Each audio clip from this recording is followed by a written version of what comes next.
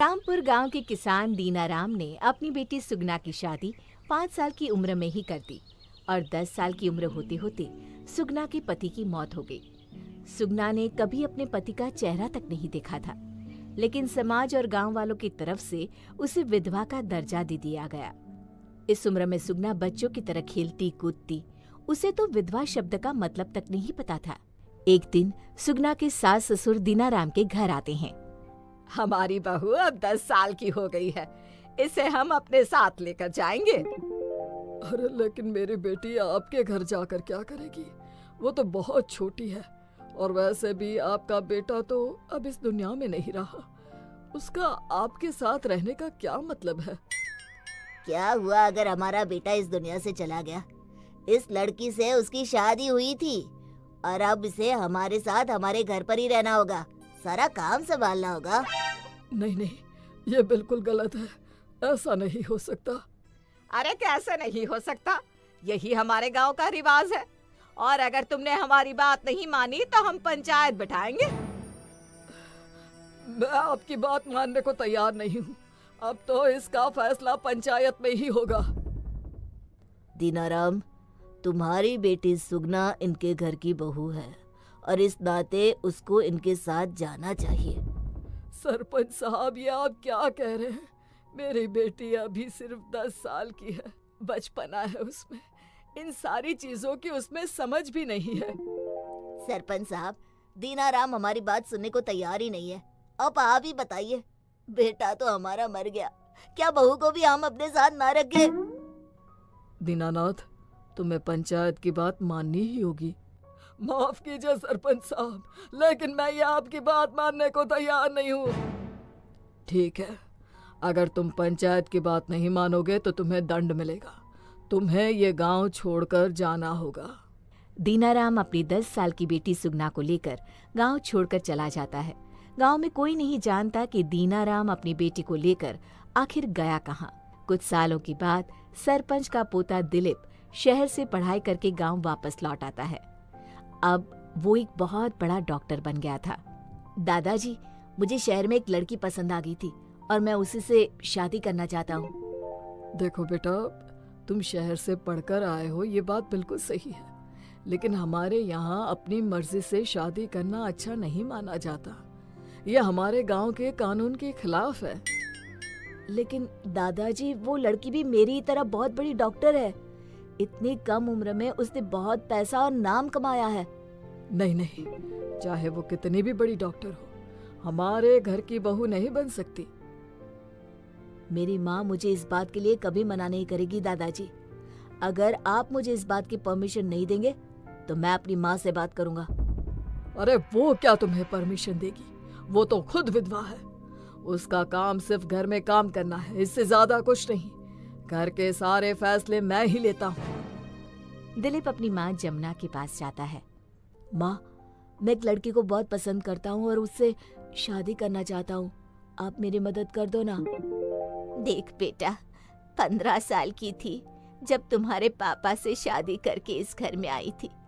18 साल की उम्र में तुम हो गए और उसके बाद तुम्हारे पापा इस दुनिया को छोड़कर चले गए।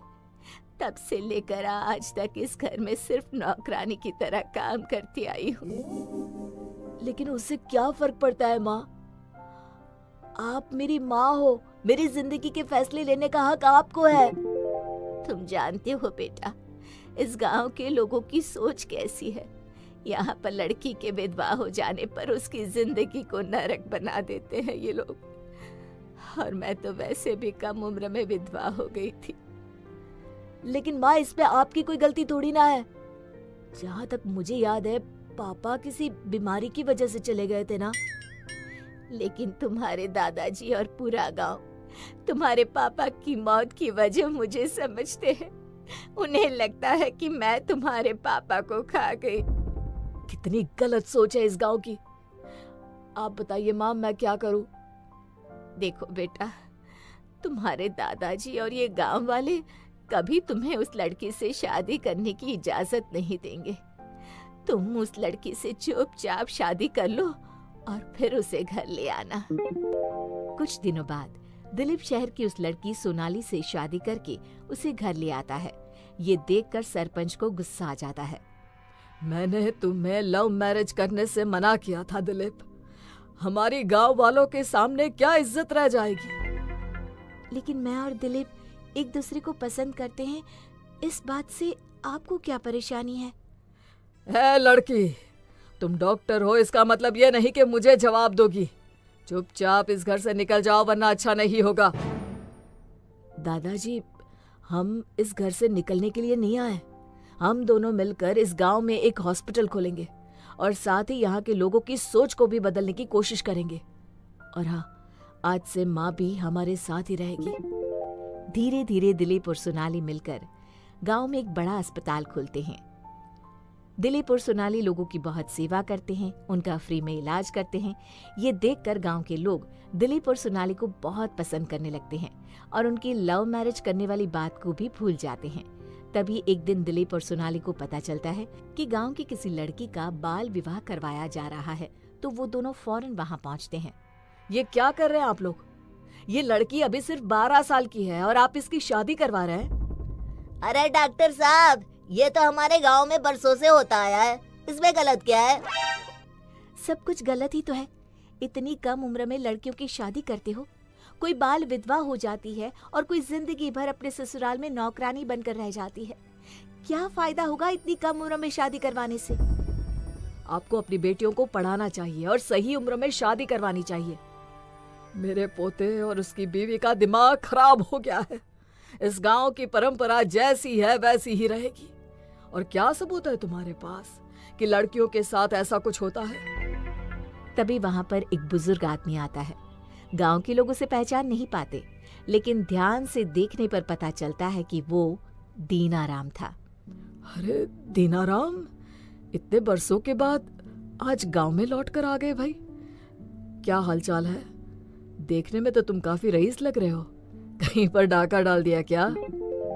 डाका नहीं डाला, ये मेरे पापा हैं और मैं सुगना हूँ। शहर में जाकर मैंने अपना नाम बदल दिया था क्योंकि मुझे वहाँ के कॉलेज में पढ़ाई करनी थी और ये नाम वहाँ के माहौल के हिसाब से सही नहीं था। क्या तुम दीनाराम की बेटी सुगना हो जो बाल विधवा हो गई थी और जिसे गांव से निकाल दिया गया था? हाँ पापा, ये वही सुगना है, लेकिन अब डॉक्टर सोनाली। देखा आप लोगों ने किस तरह मेरी जिंदगी बर्बाद हो गई।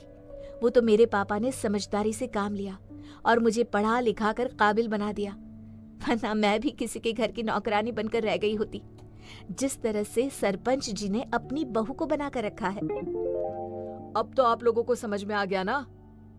आज से इस गांव में किसी भी लड़की का बाल विवाह नहीं होगा। हम सब मिलकर ये